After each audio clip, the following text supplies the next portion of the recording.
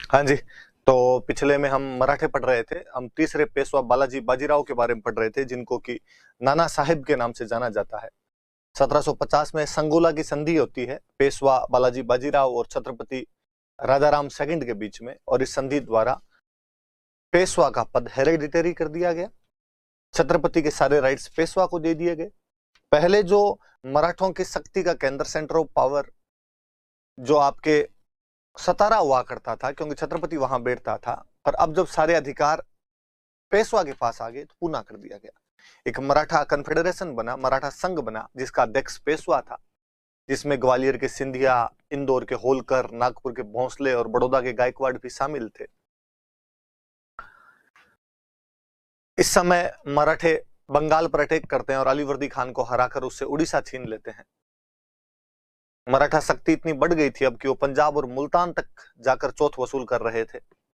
मुगल बादशाह से रक्षा के बदले में 50 लाख रुपए ले रहे थे वो लोग। जब ये सब हुआ तो हिंदू पद पादशाही की जो अवधारणा थी उसको कहीं ना कहीं नुकसान पहुंचा, कि जब आप पंजाब और मुल्तान तक गए तो बीच में राजस्थान, यूपी, एमपी, इन सबको लूटा। 1761 में पानीपत का तीसरा युद्ध हुआ। अहमद शाह अब्दाली अफगानों का राजा था, जो यहाँ के अफगानों द्वारा बुलाया गया, और मराठे चूंकि मुगलों को सुरक्षा का वचन दे चुके थे इसलिए मराठे गए। 14 जनवरी 1761 को मराठों के औपचारिक सेनापति विश्वास राव थे और उनके वास्तविक सेनापति सदाशिव राव भाऊ थे। उनका जो तोपखाने का प्रमुख था वो इब्राहिम खान गार्दी था। मराठों की इस युद्ध में निर्णायक हार हुई। इस हार के समाचार सुनकर पेशवा की भी मृत्यु हो गई। माधवराव अगले पेशवा बने, लेकिन जल्द ही उन्होंने मराठा शक्ति को पुनर्संगठित किया। हैदराबाद के निजाम को हराया, हैदर अली को हरा कर आते हैं, गुजरात मालवा से वापस चौथ लेना शुरू करते हैं। इवन शाह आलम सेकंड, जो अंग्रेजों की पेंशन लेकर इलाहाबाद में बैठा हुआ था, उसको 1772 में महादजी सिंधिया दिल्ली छोड़कर आते हैं। लेकिन दुर्भाग्य मराठों का पीछा नहीं छोड़ रहा था। एक बार फिर 1772 में युवा पेशवा की मृत्यु हो जाती है। इतिहासकार ग्रांट डफ कहते हैं कि मराठों को जितना नुकसान पानीपत के तीसरे युद्ध में नहीं हुआ था, उससे अधिक नुकसान इस युवा पेशवा की मृत्यु से हो गया था। पेशवा का छोटा भाई नारायण राव नया पेशवा बनाया गया, जिसका उसके चाचा रघुनाथ राव या राघोबा द्वारा विरोध किया गया तथा राघोबा ने उसको मार दिया। नारायण राव की एक रानी गर्भवती थी। उसके जन्म लेते ही उसके शिशु माधव नारायण राव को नया पेशवा घोषित कर दिया गया। 12 भाई परिषद शासन संचालन के लिए बनाई गई, जिसमें महादजी सिंधिया और नानाजी फडणवीस मुख्य सदस्य थे। राघोबा बॉम्बे चले गए। यहां से प्रथम अंग्रेज मराठा युद्ध शुरू होता है, जब राघोबा बॉम्बे के अंग्रेजों के साथ सूरत की संधि कर लेते हैं।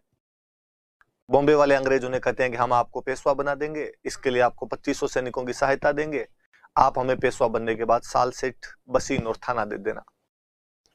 इधर पेशवा माधव नारायण राव की तरफ से नानाजी फडणवीस बंगाल प्रेसिडेंसी के साथ समझौता करते हैं, जिसे पुरंदर की संधि कहते हैं। परंतु पुरंदर की संधि लागू नहीं हुई तथा सूरत की संधि के तहत अंग्रेजों ने, बॉम्बे वाले अंग्रेजों ने राघोबा को सहायता दी, पर बड़गांव के युद्ध में अंग्रेजों को मराठों से अपमानजनक हार झेलनी पड़ी तथा अपमानजनक बड़गांव की संधि करनी पड़ी, पर फिर भी युद्ध जारी रहा।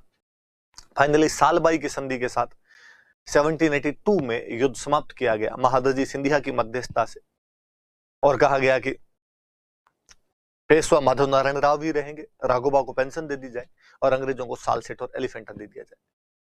1795 में पेशवा सुसाइड कर लेता है। उसी साल महादजी सिंधिया की मृत्यु हो जाती है। उसके 5 साल बाद 1800 में नानाजी फडणवीस की मृत्यु हो जाती है। मराठों की टॉप लीडरशिप अचानक एक साथ बिखर गई थी। बाजीराव सेकंड पेशवा बनाए गए, राघोबा के बेटे थे, अयोग्य व्यक्ति था। इस समय सिंधिया और होलकर पुनः पर अधिकार करना चाहते हैं। सिंधिया पेशवा के साथ मिलकर होलकर के भाई बिट्ठू जी को मार देता है। होलकर पुनः पर अटैक करता है और विनायक राव को नया पेशवा घोषित कर देता है। बाजीराव सेकंड भागकर बॉम्बे चला गया और बॉम्बे में अंग्रेजों के साथ में उसने बसीन की संधि कर ली। विदेशी और सुरक्षा के मामले अंग्रेजों को दे दिए गए। अंग्रेजों की सेना पूना में तैनात कर दी गई। एक रेजिडेंट पूना में लगा दिया गया। सूरत जो था वो अंग्रेजों को दे दिया गया। 26 लाख के रेवेन्यू वाले जो प्रदेश थे वो अंग्रेजों को दे दिए गए। निजाम और गायकवाड़ के साथ बातचीत में मध्यस्थता के अधिकार अंग्रेजों को दे दिए गए। रेजिडेंट की नियुक्ति से अन्य मराठे नाराज हो गए। सिंधिया, होलकर, भोंसले ने अपने अपने क्षेत्रों में युद्ध की घोषणा की, परंतु अंग्रेजों द्वारा हार गए।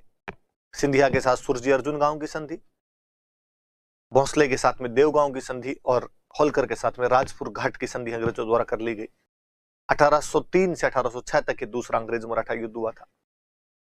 पिंडारियों की समस्या के कारण थर्ड एंग्लो मराठा वॉर 1817 में शुरू हो जाता है। एक साल के अंदर ही मराठों को अंग्रेज निर्णायक रूप से हरा देते हैं। मराठा कन्फेडरेशन को एबोलिश कर दिया गया। Post of Peshwa was एबोलिश्ड। Peshwa को पेंशन देकर बिठूर कानपुर के पास एक जगह थी भेज दिया गया।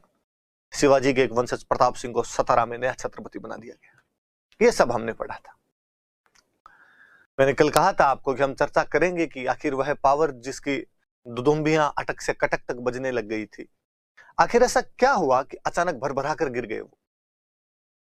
1803 से 1806 वाला युद्ध अंग्रेजों के खिलाफ वो हारते हैं। 1817-18 में अंग्रेज बहुत सरलता से उनको हरा देते हैं, जबकि वही मराठे किसी टाइम 1775 से 82 वाले प्रथम एंग्लो मराठा वॉर में अंग्रेजों को बहुत अच्छी टक्कर दे जाते हैं। हम उनके पतन के कारण पढ़ेंगे। मैं पहले बताता हूं आपको, मैं बताता हूं नॉर्मली यू। एक तो मराठों का जो पूरा ढांचा था ये फ्यूडलिज्म पर आधारित था, सामंतवाद पर आधारित था। पूरा का पूरा ढांचा ही उस पर आधारित था उनका। जहां फ्यूडलिज्म ज्यादा होता है ना, कि ग्वालियर में सिंधिया को पावर दे दी, इंदौर में होलकर को पावर दे दी, फ्यूडल्स यही है। वहां पर सेंट्रलाइजेशन की कमी हो जाती है, लैक ऑफ सेंट्रलाइजेशन होता है, केंद्रीकरण की कमी थी। और राजतंत्र तभी सफल हो पाते हैं जब उनमें केंद्रीकरण हो, सेंट्रलाइजेशन हो। ठीक उल्टा है, लोकतंत्र तब सफल होगा जब उसमें डिसेंट्रलाइजेशन हो। राजतंत्र तब सफल होगा जब उसके अंदर सेंट्रलाइजेशन हो। मराठों के अंदर कहीं ना कहीं सेंट्रलाइजेशन नहीं था, और जब सेंट्रलाइजेशन की कमी होती है तो लोग आपस में लड़ने लग जाते हैं। ये यहां पर हुआ, जब मराठा सरदार है वो आपस में लड़ने लग गए, होलकर और सिंधिया में बंदी बंद हो गई।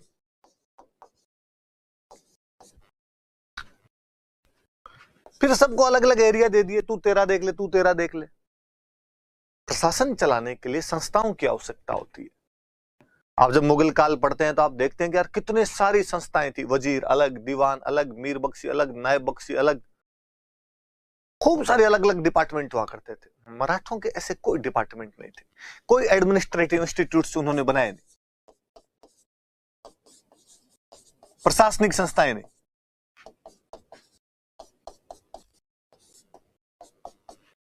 इनका विकास नहीं किया।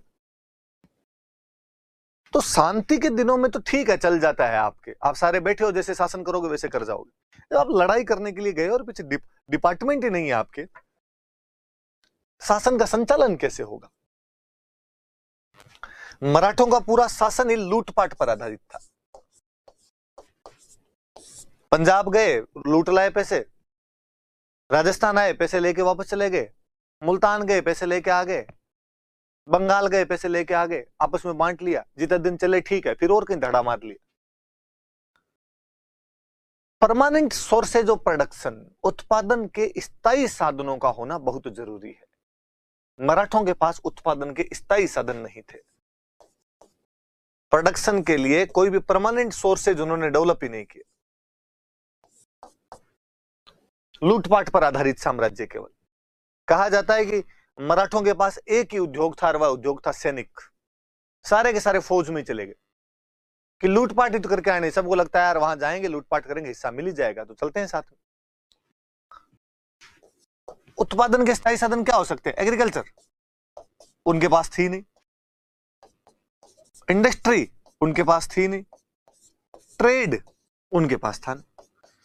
जब एग्रीकल्चर और इंडस्ट्री नहीं होगी तो ट्रेड करोगे किस बात का?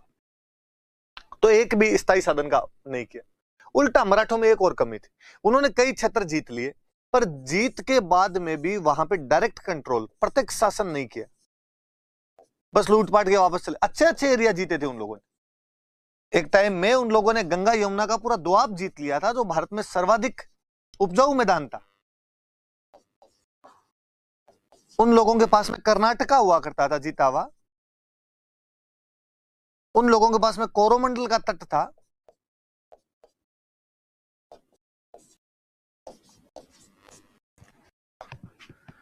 पर यहां पर एक भी जगह उन लोगों ने प्रत्यक्ष कंट्रोल करने की कोशिश नहीं की। वापस चले जाया करते थे, बाद में देख लेंगे अपने यहाँ पे। आप यदि कहीं पर प्रत्यक्ष शासन कर लेते हो, इतने उपजाऊ मैदान पर कर लेते हो, तो आपकी जो इनकम है वो रेगुलर हो जाएगी। अब वो इनकम रेगुलर नहीं थी। शांति के दिनों में तो वहां से इनकम आ जाती, अब जब आप और किसी युद्ध में फंसे हुए हो तो वहां वाले आपको इनकम क्यों भेजेंगे? ये भी एक मराठों की बहुत भयंकर वाली कमी रही। हथियार और सेनापति,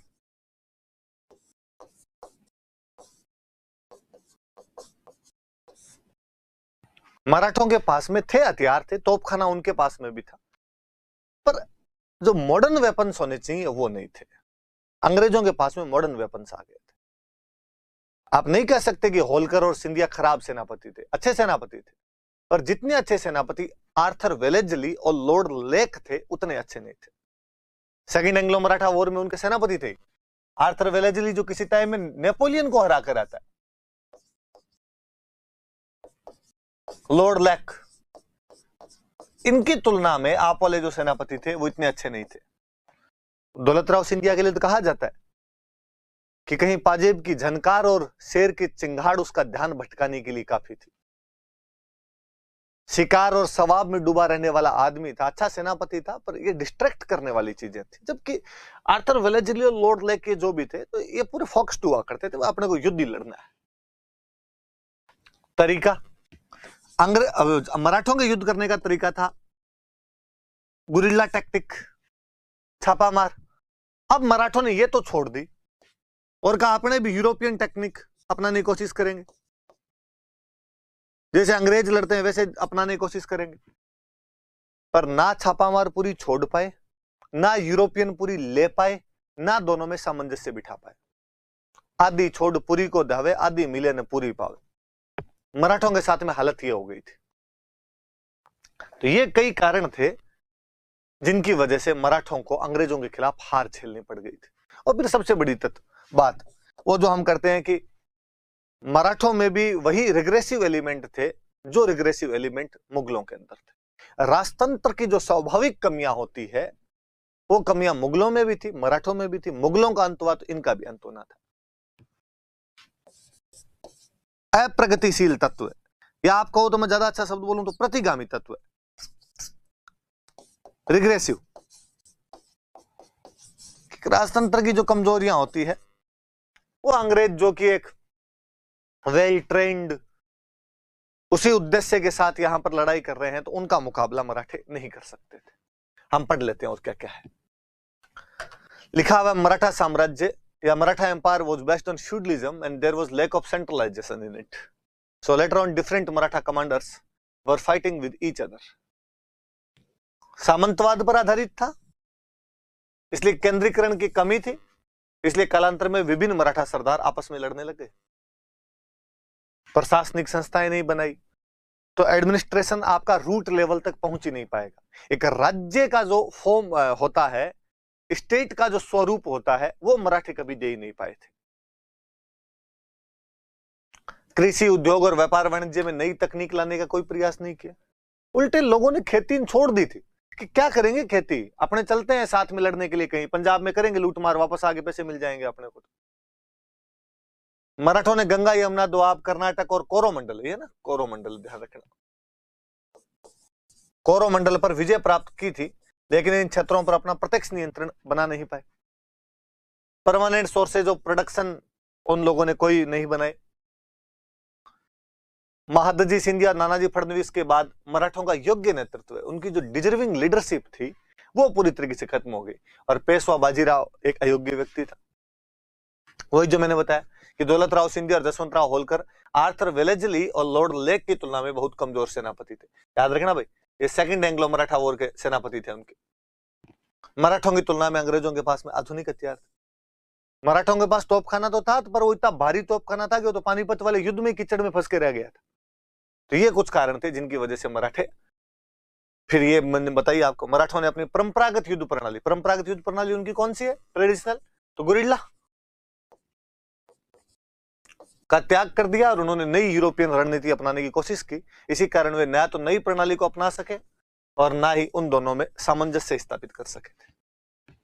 ये मराठों के पतन के कारण। मैंने शॉर्ट में वहां बता दिया था, फुल के अंदर ये आपके लिखे हुए एकदम, आप याद कर लेना इनको। ये मराठा खत्म हो जाते हैं। हमने पढ़े कि अंग्रेजों ने मुगल बादशाहों के साथ में कैसे डील किया, अंग्रेजों ने मराठों के साथ कैसे डील किया।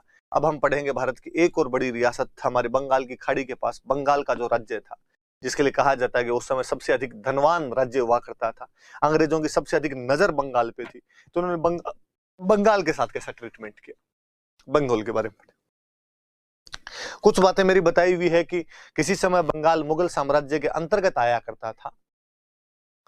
और हम पढ़ते भी हैं कि भाई जो औरंगजेब का भाई था सुजा, वो वहां का गवर्नर हुआ करता था। ग्रेवियन वांटन उससे वहां पे सलाह लेता है, और हुगली में फैक्ट्री बनाते हैं, ब्रिजमैन फैक्ट्री बनाता है 1651 में। तब तक मुगलों का बहुत अच्छा नियंत्रण था। 1707 में औरंगजेब की मृत्यु के बाद मुगल साम्राज्य जब भरभरा कर गिरने लग गया था, बेलखने मुगल बादशाह आ गए, तो डूबते हुए जहाज में कोई बैठना नहीं चाहता। तो जितने भी अच्छे अच्छे कमांडर हुआ करते थे, उनको लगता है यार इन बेलखनों के साथ तो क्या ही रहना है, इन लोगों के साथ तो अपने काम नहीं करेंगे यार। तो जो भी अच्छे कमांडर थे, जिनको कहा कि तू जाके बंगाल संभाल ले, उसने थोड़े दिन तो संभाला, बाद में उसने दिल्ली मैसेज किया अब मैं संभाल लूंगा, आप अपनी दिल्ली संभाल लो। उसने टैक्स वैक्स देने बंद कर दिए। मुगल बादशाह की इतनी औकात नहीं कि विद्रोह को जाके दबा सके। बंगाल अलग हुआ, हमने पढ़ा था, मुर्शिद कुली खान ने कर दिया था, हैदराबाद चिनकलेज खान ने कर दिया था, अवध ठीक दिल्ली के नाक के नीचे लोग नई रियासत बना के बैठ गए थे। मोहम्मद शाह रंगीला से जब वो ना रुकी, तो बंगाल बहुत दूर था, विद्रोहों का नगर था बंगाल अपने आप में। ये तो अकबर, जहांगीर, शाहजहां, औरंगजेब जैसे बड़े बड़े बादशाह ही रोक पाए थे, वरना बंगाल रुकने वाला पहले भी नहीं था। तो मुर्शिद कुली खान मोहम्मद शाह रंगीला के टाइम के अंदर बंगाल को एक स्वतंत्र राज्य घोषित कर देता है। तो हम मुर्शिद कुली खान से शुरू करेंगे। He was founder of independent Bengal state. यहां पर वो मुगल नियंत्रण से पूरी तरीके से बाहर निकल जाते हैं। पहले जब मुगलों के पास हुआ करता था बंगाल, तो राजधानी हुआ करती थी ढाका। पर इसने कहा कि नहीं भाई, मेरा नाम मुर्शिद है, तो एक नया शहर बनाएंगे अपने राजधानी। तो इसने एक नई राजधानी बनाई, उसका नाम रखा गया मुर्शिदाबाद। तो पहले राजधानी ढाका थी, इसने क्या बना ली, मुर्शिदाबाद। दो तीन बातें याद रखने वाली। कौन से मुगल बादशाह के समय में बंगाल स्वतंत्र राज्य बन गया था, मोहम्मद शाह रंगीला। ऐसा किसने किया था, मुर्शिद कुली खान ने। उसने अपनी राजधानी को कहां से कहां लिया, उसने ढाका के स्थान पर क्या बना लिया था, अपने तो मुर्शिदाबाद को बना लिया था। फिर बीच में हालांकि दो और बनेंगे, एक सुजाउद्दीन और सरफराज नाम करके दो नवाब और बनेंगे, पर बेलखने थे, अपने नहीं पढ़ने। एक मैं बताऊं, बंगाल का मतलब क्या हुआ करता था। वास्तव में बंगाल का मतलब यह था कि बांग्लादेश, अपना पश्चिमी बंगाल, बिहार, उड़ीसा, असम का कुछ भाग, झारखंड, इन सब को मिला के अपने उस समय क्या हुआ करता था, बंगाल हुआ करता था। तो इतना बड़े क्षेत्र पे एक अकेला आदमी ध्यान नहीं रख सकता। आपको बिहार में, उड़ीसा में, झारखंड में, सब अलग अलग जगह पे गवर्नर बनाने पड़ेंगे। तो मुर्शिद कुली खान के बाद सुजाउद्दीन बना, सुजाउद्दीन के बाद सरफराज बना। तो सरफराज ने बिहार में अपना एक गवर्नर बनाया था, अलीवर्दी खान। बिहार का गवर्नर कौन था, अलीवर्दी खान नामक बिहार का गवर्नर बनाया गया था। अलीवर्दी खान शक्तिशाली था, बिहार का गवर्नर था। इसको लगता है कि यार दिल मांगे मोर, केवल बिहार ही क्यों, पूरे बंगाल के नवाब क्यों नहीं है। तो इसने एक दिन सरफराज को ही मार दिया। आप यूं समझ लो कि कोई मुख्यमंत्री प्रधानमंत्री को मार दे, खुद प्रधानमंत्री बन जाए। तो ये गवर्नर था केवल बिहार का, लेकिन ये बंगाल के नवाब को ही मार देता है और खुद बंगाल का नवाब बन जाता है। He was governor of Bihar. He killed Bengal's Nawab Sarfaraz in battle of घेरिया। घेरिया के युद्ध में मार दिया और खुद बंगाल का नवाब बन गया। एक बात इसके बारे में मैंने बताई हुई है कि मराठों ने बालाजी बाजीराव के समय में यहां अलीवर्दी खान पर अटैक किया था और बंगाल से उड़ीसा छीन लिया था। मैंने बताई थी ये बात, एक बात अपनी पढ़ी हुई।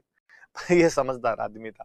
इसने कहा कि भाई साहब, ये जो यूरोपियंस आए हुए ना, यूरोपियन मतलब उस समय यहाँ पे अंग्रेजों की, डचों की, सबकी फैक्ट्रियां हुआ करती थी बंगाल में। उसने कहा यूरोपियन मधुमक्खियों के समान है, मधुमक्खियां, हनी बीज। कैसे, तो कहा यदि आप इनको नहीं छेड़ते हो, तो जैसे मधुमक्खियों को आप नहीं छेड़ोगे तो मधुमक्खियां शहद बनाएगी, और शहद जब बन जाएगा पूरा तो उड़ जाएगी वहां से। वो शहद आपके काम आएगा, मतलब आपका फायदा होगा। आपने उनको बैठने की जगह दी, वो आपको शहद दे के गई। वैसे कि वैसे अंग्रेज, कि आप इनको यहां पे व्यापार करने की जगह दे रहे हो, ये आपको टैक्स देंगे, आपको फायदा हो रहा है। पर यदि मधुमक्खियों को छेड़ा जाए तो तो मधुमक्खियों को आप छाता बना रही हो, उसमें बीच में छेड़ दो तो काट काट के बालाजी बना दिया आपको। सेम इधर, यदि अंग्रेजों को भी या यूरोपियंस जो भी है, इनको यदि आपने बीच में छेड़ दिया तो मारेंगे आपको। तो इसने कहा कि अंग्रेजों को यूरोपियंस को और मधुमक्खियों को ना छेड़ा जाए तो आपको लाभ होगा, और छेड़ा जाए तो आपको नुकसान होगा। तो यूरोपियन की तुलना किसके साथ की थी? मधुमक्खियों के साथ में की थी। डायलॉग कई बार पूछा जाता है, याद रख लेना आपने अली वर्दी खान का। इसके बाद बना आपके सिराजुद्दौला।